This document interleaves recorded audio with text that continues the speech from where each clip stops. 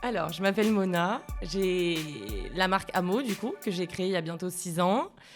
Je suis de Sainte-Lucie de Talane.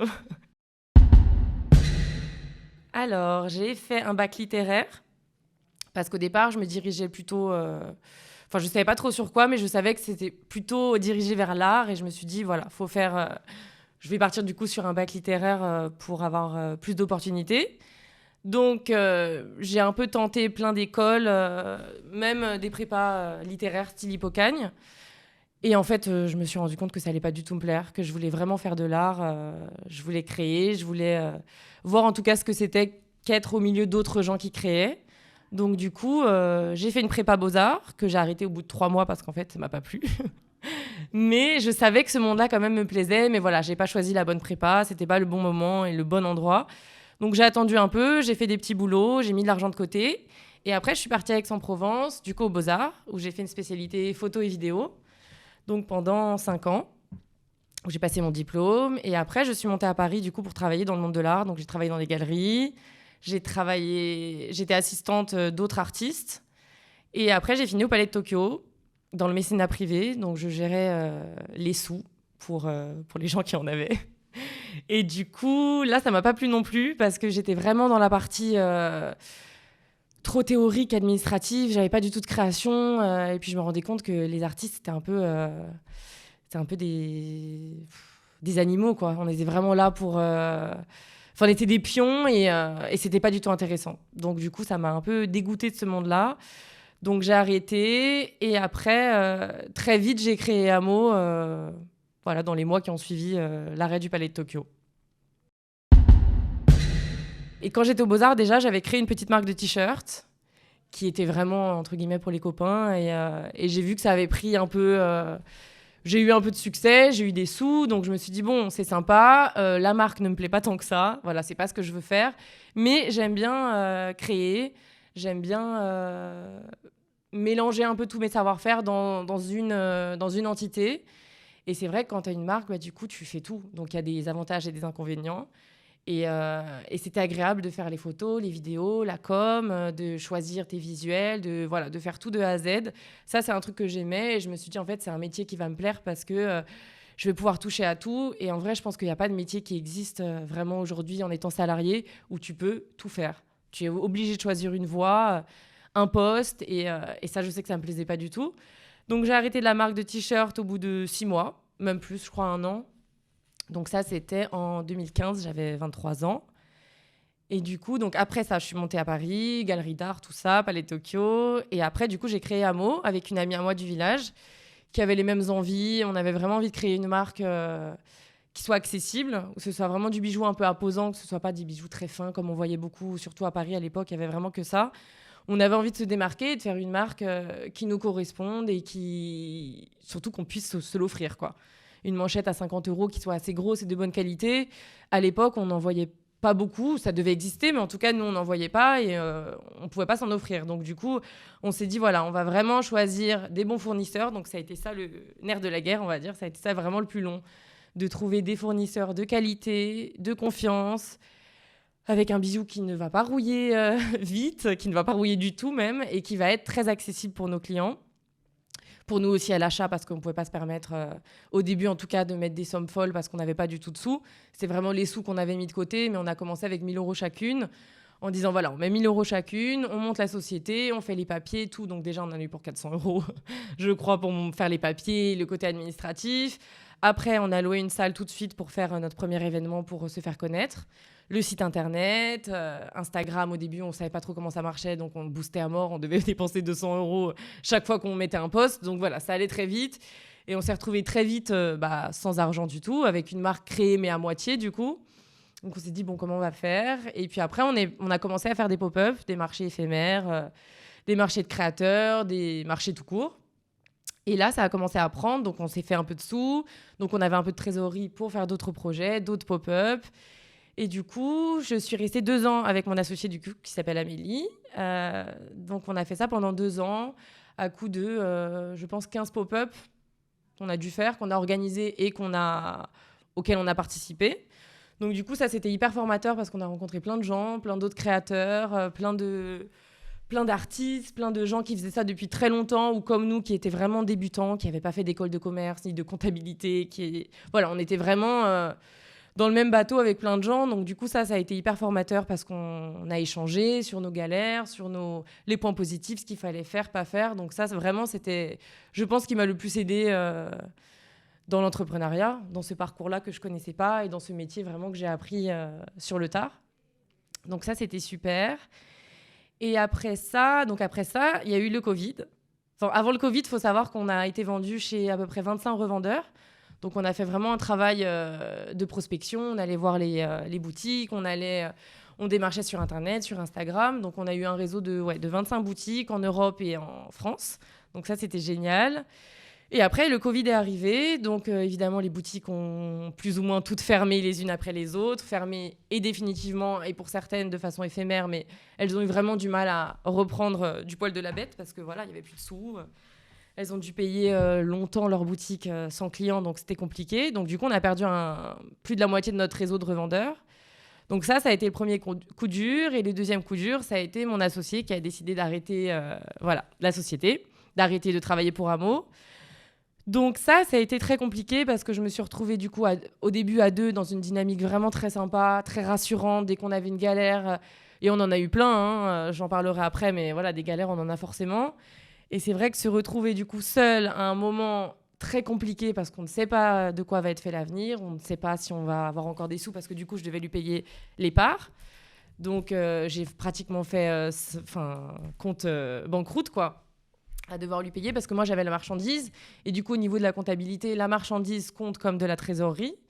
Et du coup, je devais lui payer des sous physiques que je n'avais pas. Donc voilà. Donc ça a été la partie un peu compliquée.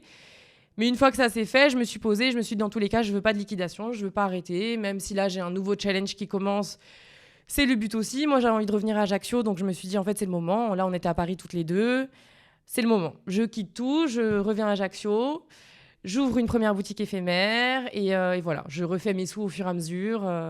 J'emprunte un peu à mes copains, à ma famille par-ci par-là. Je me refais un peu de trésorerie comme ça et au fur et à mesure, voilà, je re-remplis mon compte pour essayer de faire de nouveaux projets et faire en sorte que Amo ne s'éteigne pas en même temps que le Covid, parce que voilà, ça aurait été dommage. Alors l'entrepreneuriat, j'y pensais même pas, je le définissais même pas, parce que je viens vraiment pas d'une famille de businessman et businesswoman. Et vraiment, c'était pas quelque chose que j'imaginais. En plus, au vu des revenus de toute ma famille, c'était pas un truc où je me disais bon, je suis en sécurité, c'est bon, à l'aise, je peux faire ce que je veux, j'ai mes parents derrière. Même s'ils ont été d'un énorme soutien, de par surtout la confiance qu'ils mettaient dans mes projets, dans mon envie, ils m'ont jamais limité. Je pouvais faire ce que je voulais en termes d'études, en termes de loisirs. Donc pour ça, c'est sûr que s'ils n'avaient pas été là, je l'aurais pas fait. Mais en tout cas, je voyais pas l'entrepreneuriat ni comme une fin en soi, ni comme un métier qui pourrait me convenir, ni comme un métier tout court, en fait. Pour moi, voilà, tu es salarié, tu travailles, tu as un salaire, tu as une sécurité, tu as la mutuelle, et c'est comme ça que ça marche. Mais quand j'étais dans l'art, du coup, je me suis dit qu'en fait, il y avait d'autres voies possibles et il y avait des moyens de gagner de l'argent en faisant autre chose qu'être salarié, quoi. Tu pouvais gagner de l'argent en te dépatouillant de tes petits talents et de ce que tu aimais faire. Et en fait, c'est surtout en m'entraînant et en faisant mes t-shirts et en faisant des marchés de créateurs et tout que je me suis rendu compte que c'était un vrai métier, qu'il y avait des gens qui étaient là pour t'aider, il y avait des structures qui étaient là pour t'aider et que c'était vraiment accessible à tout le monde si on a l'envie, la motivation et l'énergie. Parce que j'avoue que ça demande une énergie quand même considérable. Plus, en tout cas moi, selon les métiers que j'ai faits, plus qu'être salarié. Parce que salarié, mine de rien, quand je finissais le travail, j'y pensais plus. J'étais chez moi, même si des fois on finit tard et tout, j'étais chez moi et j'y pensais plus. Donc ce qui se rapproche un peu de l'entrepreneuriat, je trouve, c'est quand j'étais stagiaire. Parce que j'avoue que stagiaire, j'avais pas d'heures. J'ai commencé stagiaire au Palais de Tokyo. J'avais pas d'heures, vraiment, ils me mettaient sur tous les pôles. Je pouvais faire aussi bien le mécénat que organiser les soirées, que aider le traiteur à mettre les petits fours. Enfin, vraiment, j'étais partout. Faire les réseaux sociaux, les photos, parler aux artistes. Enfin, bref. Et ça, j'avoue que j'ai adoré, même si quand t'es stagiaire, j'étais pas forcément à la meilleure place et ça se ressentait dans le regard des gens et tout. Mais bon, j'ai jamais eu d'ego par rapport à ça. Je m'en moquais un peu. Tant que c'était dynamique et que je faisais un truc qui me plaisait, c'est ça qui m'intéressait. Et j'avoue que quand j'étais stagiaire, du coup, je me suis dit, mais en fait, j'adore être un peu partout, pouvoir un peu tout diriger, même si tu es stagiaire, tu diriges rien. Mais en soi, tu es un peu partout, tu vois tous les métiers. Et je me disais, en fait, ce que j'aime, c'est être partout et avoir un peu la main mise voilà, de partout. C'est ça qui me plaît. Et avec Amo, c'est vraiment ce que je regrette pas parce que je peux être partout. Évidemment, je me fais aider parce qu'il y a des choses que je ne maîtrise pas. Tout ce qui est administratif, comptabilité, voilà, ça, c'est vraiment pas ma partie. Mais tout ce qui est communication, tout ce qui est création, tout ça, ça me plaît. Et pour rien au monde, j'aurais envie de faire autre chose pour l'instant, en tout cas. Bah alors, quand j'ai créé Amo, j'ai voulu un peu tout arrêter parce que j'avais été un peu dégoûtée du monde de l'art, surtout de l'art contemporain. Donc tout ça, j'ai vraiment arrêté. Tout ce que je faisais à côté, la photo, un peu de graphisme, pardon, tout ce qui est... J'ai accompagné des marques, en fait, et tout ça, j'ai arrêté parce que je sentais que c'était plus C'était plus mon envie, tout simplement. J'avais envie de me concentrer sur moi et je pouvais pas tout faire aussi. Donc, il fallait faire des choix et j'ai fait ce choix-là. Et une fois que j'ai créé Amo, donc je me suis vraiment relancée pour moi-même en photo, en graphisme, accompagnée par mon associée qui était pour le coup hyper calée sur ces sujets-là de graphisme et d'identité visuelle. Donc elle m'a beaucoup aidée aussi. Et du coup, à deux, j'ai repris confiance en moi sur cette partie-là que j'avais franchement perdu la confiance en moi.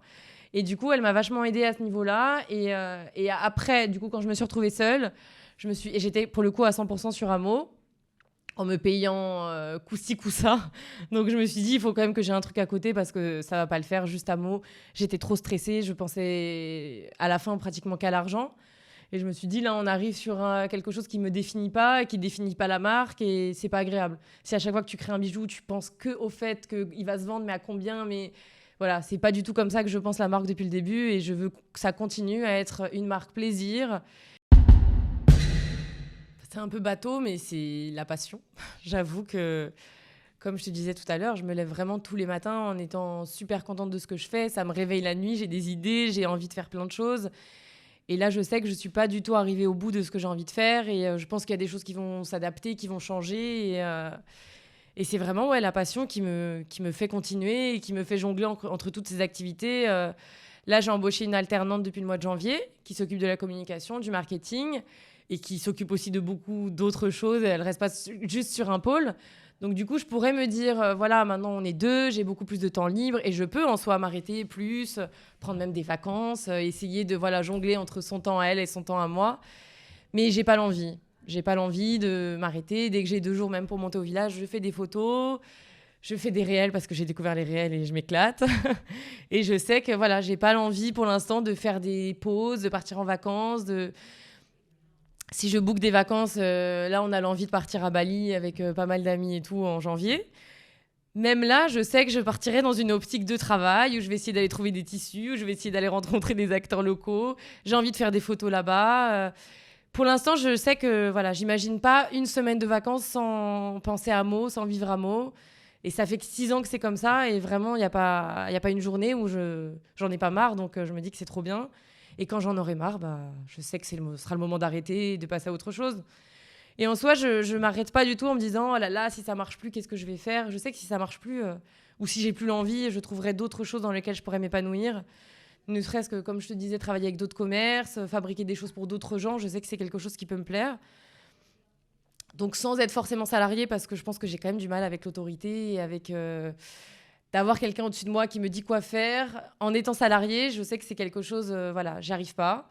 Je pense pas que ce soit un truc d'ego ou un truc de... Je pense que c'est plus un truc de caractère où j'ai mes idées, je sais ce que je vaux et j'ai envie d'aller au bout de mes idées. Donc travailler avec d'autres gens, je trouve ça hyper intéressant, même si mes idées, je les mets complètement de côté pour écouter mes clients. Ça, je le fais sans problème. Mais c'est vrai que travailler avec vraiment un patron au-dessus de ma tête, j'ai vraiment du mal. Ça reviendra peut-être un jour. Peut-être qu'un jour, je vais me dire, en fait, c'est tellement confortable, c'est tellement cool, peut-être. Mais pour l'instant, je sais que je veux faire ce que je veux. Je veux gérer mon emploi du temps, gérer ma vie, mes projets, comme je l'entends. J'ai pas monté la société en me disant je monte une société, je fais une étude de marché, il me faut tant d'argent, je vais faire tant, au bout de tant d'années, j'aurai tant d'expansion en termes d'argent, en termes de clients. Je sais que moi, j'ai tout fait à l'arrache et c'est pas du tout un conseil que je donne aux gens parce que c'est pas du tout rassurant. tout arrive un peu comme un cheveu sur la soupe au fur et à mesure. Tu te dis, mais il y a ça, il y a ça, il y a ça. Et en fait, c'est hyper inquiétant quand tu te rends compte que tu as fait tout à l'envers et tu as fait tout pas comme il fallait parce que tu n'as pas de filet de sécurité, tu sais pas du tout comment ça marche. Et tu te rends compte après, je te dis, mais en fait, bon, c'est quand même bien de se faire aider parce qu'après, j'ai pris un comptable. Et ma comptable, au début, m'a dit, mais t'as fait n'importe quoi. Pas du tout comme ça qu'on gère une société. Même les statuts, j'avais pas les bons parce que des parents s'étaient mis en auto-entrepreneur, sauf qu'on était 2, donc ça n'existe pas. Donc après, il a fallu faire une société. Sauf qu'après, du coup, je suis restée toute seule, donc il fallait changer les statuts. Évidemment, je les avais pas changés en temps et en heure. Donc voilà, il y a eu plein de petits couacs administratifs. Même, je sais quand on monte une société, quand j'ai fait l'étude de marché, du coup, 2 ans après le lancement de la société, ce qui n'existe pas, tout le monde m'a dit, mais il faut que tu réfléchisses, il faut que tu saches quelle est ta cliente lambda, à qui vends-tu ton produit. Il faut que tu saches quel âge elle a, comment elle s'habille, limite sa couleur de cheveux et son signe astro. Autant te dire que moi, qui voulait acheter, je le vendais. J'ai même eu des hommes qui m'ont acheté des bijoux très imposants avec les nœuds, mais il n'y avait pas de souci, je vendais à tout le monde et tout le monde pouvait s'identifier à la marque et au contraire, c'est ce qui me plaisait. Et du coup, voilà, j'ai dû faire un cheminement un peu à l'envers en me disant, non, tu as une société, maintenant, voilà, c'est quand même carré. Si tu dois faire ça toute ta vie, ou en tout cas quelques années, il faut que tu sois carré et que tu saches dans quoi tu mets les pieds. Donc, j'ai fait le chemin un peu à l'envers et c'est peut-être pour ça aussi que j'étais moins stressée et moins dans l'entrepreneuriat et dans vraiment son schéma standard. Parce que, comme je te disais, j'ai tout fait à l'envers. J'ai commencé aussi à l'inverse parce qu'en général, il y a pas mal de gens qui se lancent seuls dans l'entrepreneuriat et qui, au fur et à mesure, après, font des levées de fonds et trouvent des investisseurs, trouvent des associés et du coup, commencent seuls et finissent à 2. Moi, j'ai fait vraiment le chemin inverse où on a commencé à 2, on a galéré à 2, on a tout appris à 2 et du coup, quand je me suis retrouvée seule, j'avais quand même toute cette énergie qui me restait, tout ce dynamisme et cette confiance en soi qu'on a mis ensemble. On s'est dit, OK, on est jeune, on a 25 ans, mais on est 2, donc finalement, on a 50 ans. Finalement, on arrive à 2, on est costaud, on croit en ce qu'on fait et on allait voir des fournisseurs. Mon amie, à l'époque, elle travaillait dans une boîte qui gérait plein de marques, dont Estée Lauder. Enfin voilà, c'était un grand groupe de cosmétiques. Et donc, elle avait accès à plein de fournisseurs de packaging italien, très quali, enfin... Donc nous, on les avait tous appelés, sans se dire que pour 50 boîtes, c'était pas du tout possible déjà. Et puis, c'était pas du tout les mêmes prix. Et puis, on pouvait pas se le permettre. Donc au départ, on était tellement naïves qu'on y allait au culot, qu'on appelait un peu tout le monde. On avait appelé les Galeries Lafayette au bout d'1 mois de création de marque. Autant te dire qu'ils nous ont jamais rappelé, en tout cas pas à ce moment-là. Et pareil pour les fournisseurs, on s'est jamais dit c'est trop gros, faut pas s'imposer. On avait vraiment une confiance en nous, je pense un peu naïf parce qu'on n'avait pas trop conscience de ce que ça engageait, ni en termes de sous, ni en termes de... Ouais, je trouve pas les mots, mais on l'a fait un peu, franchement, à l'arrache, je dirais. On s'est lancé, on allait voir tout le monde. On a passé beaucoup de temps aussi chez les fabricants de tissus. Donc nous, on voulait vraiment de la seconde main. Ça a été l'idée dès le début. On voulait récupérer du stock dormant déjà au début pour un souci financier. Un souci d'écologie, ça, c'est venu un peu plus tard. Mais c'est vrai qu'au début, c'était vraiment un souci financier. On s'est dit, on veut du tissu très qualitatif. On veut vraiment du tissu de créateur qui soit magnifique. Mais on ne veut pas le payer au prix créateur. Et comme on avait besoin de tout petits morceaux de tissu, on s'est dit, on va commencer comme ça. Donc, on a commencé comme ça. Et c'est vrai que quand les gens nous voyaient arriver avec nos petites robes à fleurs, à 25 ans, très fiers de nous en disant, on veut du tissu Chanel, mais on veut le payer 5 €, ils nous disaient, mais pas du tout, vous n'avez pas compris le principe.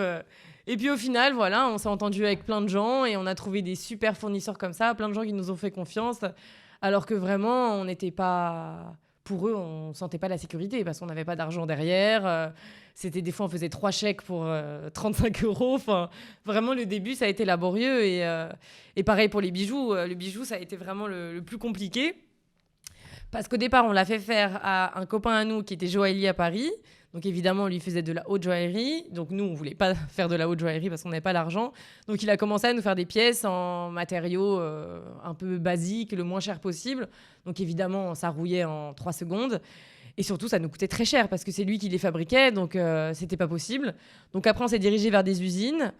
Et là, ça a été un branle-bas de combat pendant 2 ans, de trouver le bijou qui soit accessible, en quantité pas non plus monstrueuse, parce qu'on voulait commencer avec plein de modèles, mais sans faire 1000 pièces par modèle. Donc ça a été, je pense, le travail le plus long, de trouver vraiment le fournisseur qui nous convenait, avec qui on arrive à échanger. Et là, le fournisseur que j'ai, ça fait du coup 4 ans que je l'ai, et voilà. Donc ça valait le coup d'attendre 2 ans avant d'en trouver un, parce qu'une fois que tu as les gens qui t'entourent et une bonne équipe, après tu as plein d'idées, tu as envie d'aller plus loin, et ça te donne encore plus confiance en toi, parce que tu te dis, mon produit, il est comme je veux qu'il soit. Ça a mis le temps, mais au moins, voilà, je sais qu'à ce niveau-là, ça bouge pas, et c'est bien. Bah, je pense que ça, c'est les beaux-arts pour le coup qui m'ont aidé à entreprendre, parce que donc, j'ai fait une école qui est l'école des beaux-arts à Aix-en-Provence, qui est une école qui n'est pas hyper connue, qui n'a pas beaucoup de subventions, pas beaucoup de fonds. Donc c'était vraiment la débrouille pendant 5 ans. Même pour passer son diplôme, il fallait faire son mobilier, il fallait trouver, si tu voulais un vidéoprojecteur, des caméras, peu importe, il fallait trouver tout le matériel toi-même, te le louer. Voilà, donc c'était un peu la foire à la débrouille. Et je pense que ça m'a aidé après à trouver plein de solutions, à me dire qu'en fait, avec une pierre, tu peux faire plein de choses, et qu'avec un bout de papier, ben, finalement, tu peux faire un set design pour faire des photos, et que avec une toute petite chose, tu arrives à monter, à faire pro, en tout cas, à faire en sorte que les gens n'y voient que du bluff et se disent, mais en fait, c'est super.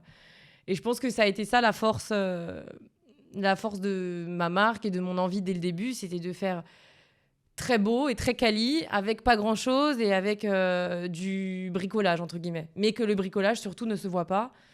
Et je pense que ça, c'est les beaux-arts.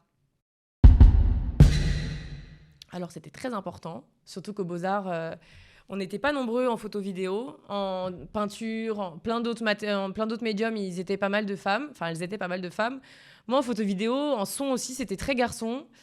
Et en plus, je suis arrivée vraiment l'ajaxienne parisienne, ce que tu veux, avec mon vernis, très coquette et tout. Et tout le monde m'a regardée vraiment comme un ovni en me disant, mais qu'est-ce que c'est?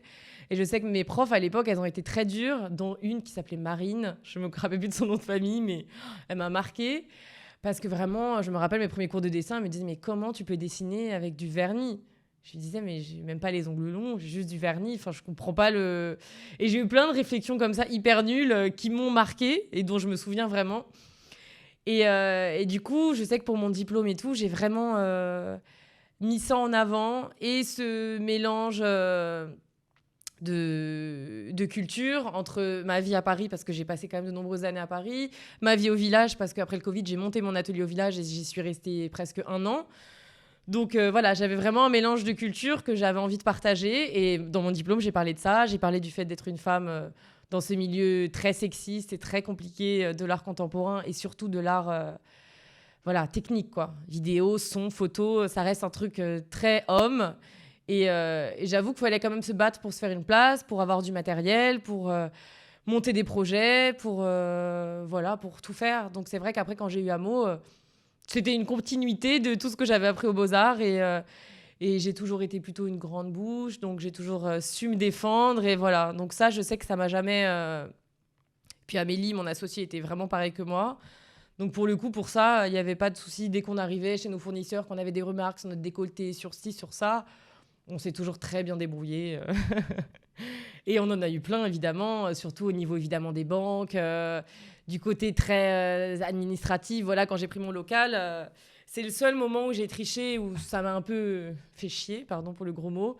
Mais j'ai dû prendre un ami. Enfin, j'ai un ami à moi qui est venu avec moi parce que ça faisait 1 an que j'avais repéré le local, que je le voulais absolument. Et le mec, il me donnait des rendez-vous, mais il n'avait pas les clés du local, il était jamais... voilà, c'était un peu bizarre. Et donc, je me suis dit, mais en fait, il me prend pas du tout au sérieux. Il pense que je veux racheter son local, enfin racheter son droit au bail, parce que j'ai pas acheté les murs, mais il me voyait vraiment comme la fille qui fait des petits bijoux. Mais attends, mon local, c'est un restaurant, c'est beaucoup trop grand, qu'est-ce que tu vas faire? Mais t'es sûre? Mais en fait, je te demande pas si je suis sûre, je le veux. J'ai les papiers, juste tu me fais signer et on n'en parle plus.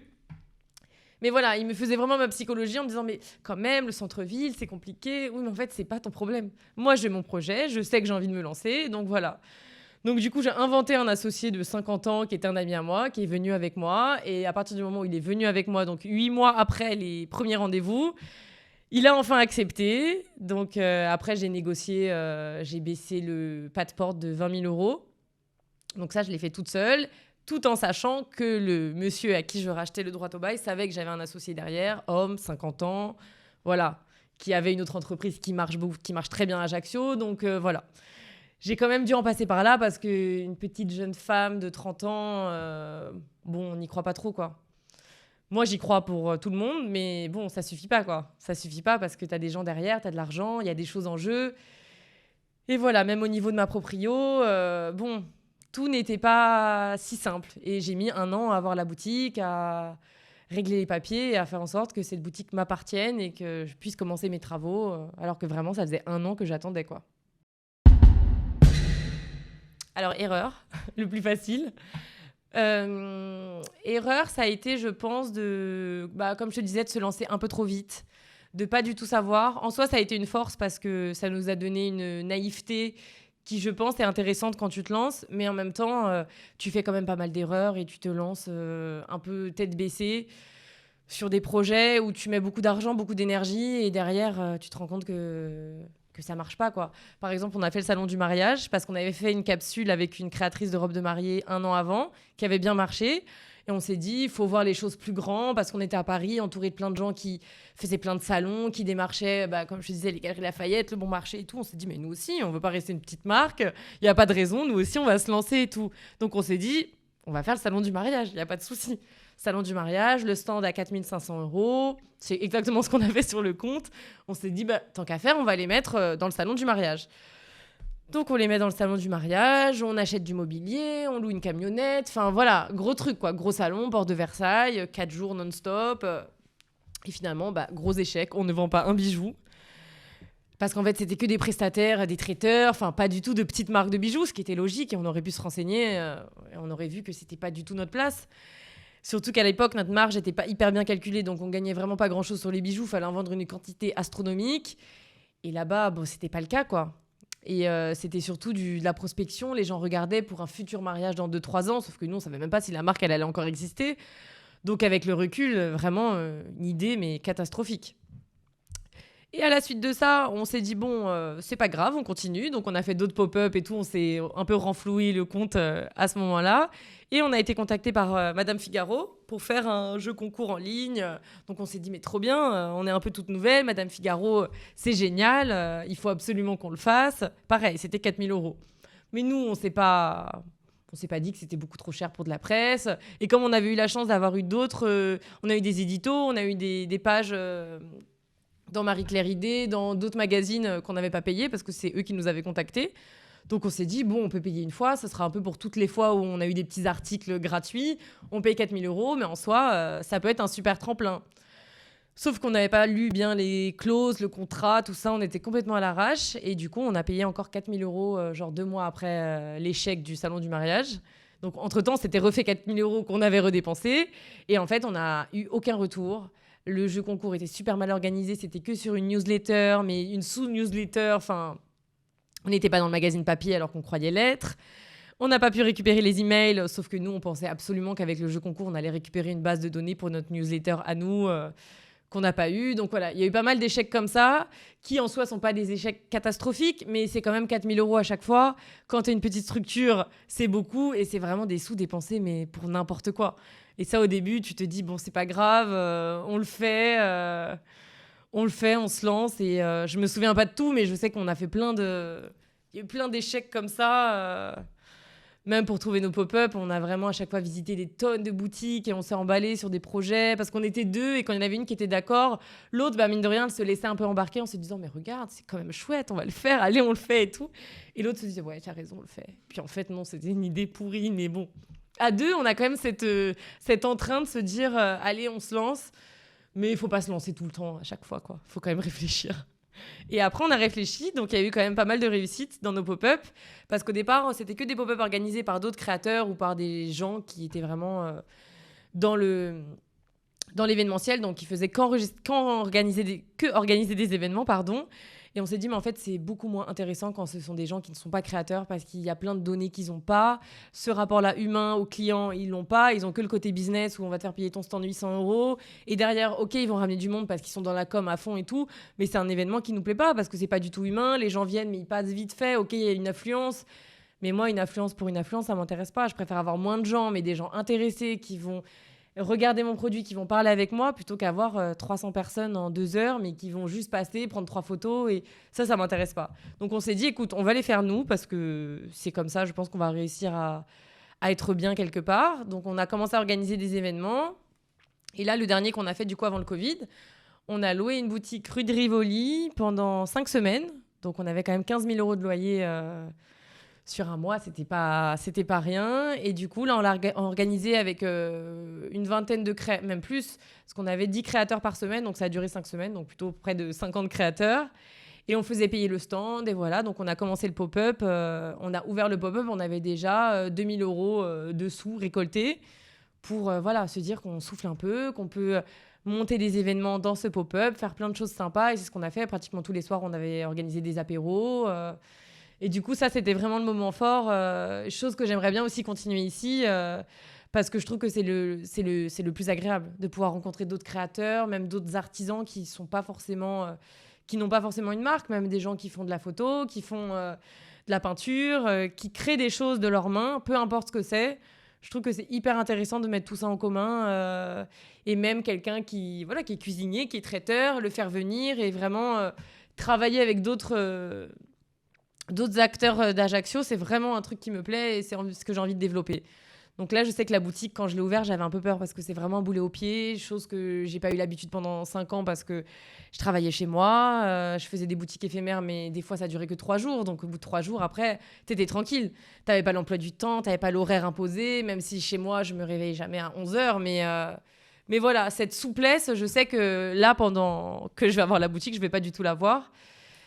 Mais c'est pas grave, au moins j'ai mon atelier où tout n'est pas divisé entre le village, mon appart, un peu chez mes parents, un peu là j'ai tout au même endroit et c'est un luxe que je préfère largement à la sécurité enfin le confort, pas la sécurité mais le confort d'une vie un peu de patachon, à avoir tes horaires et tout.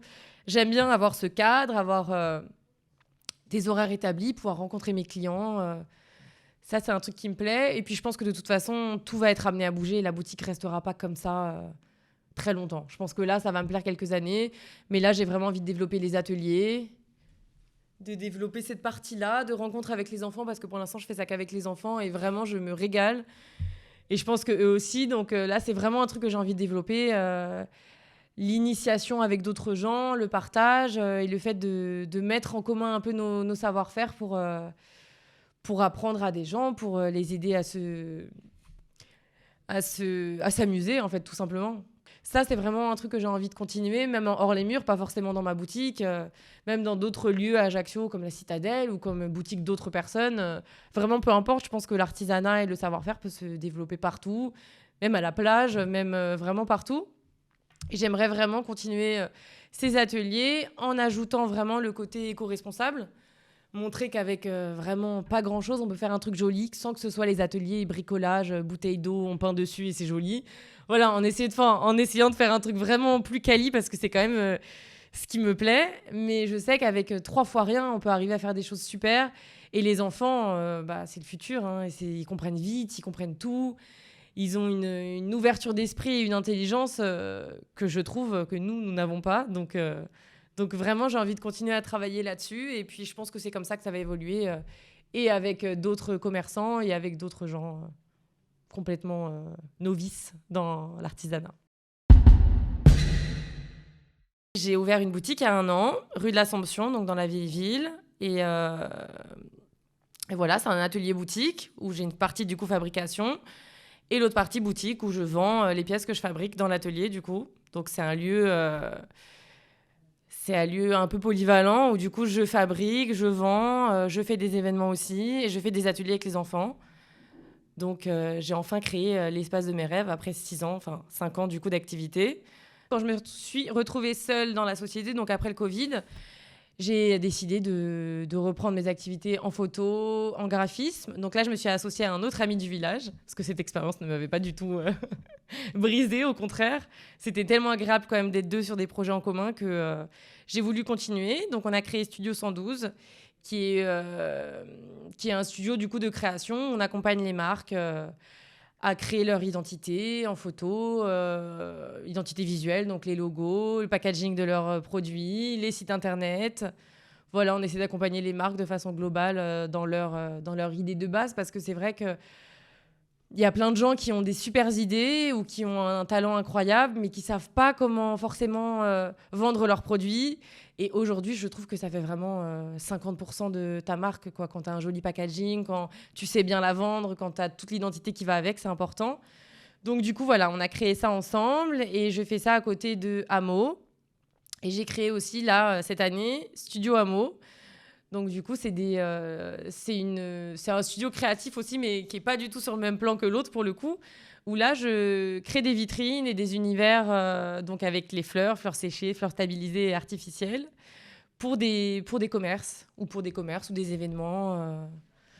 Voilà, parce que pareil, je me suis rendu compte que c'était hyper important de travailler avec ton voisinage, avec voilà, d'autres commerces, pour l'instant que à Ajaccio et puis peut-être après plus tard.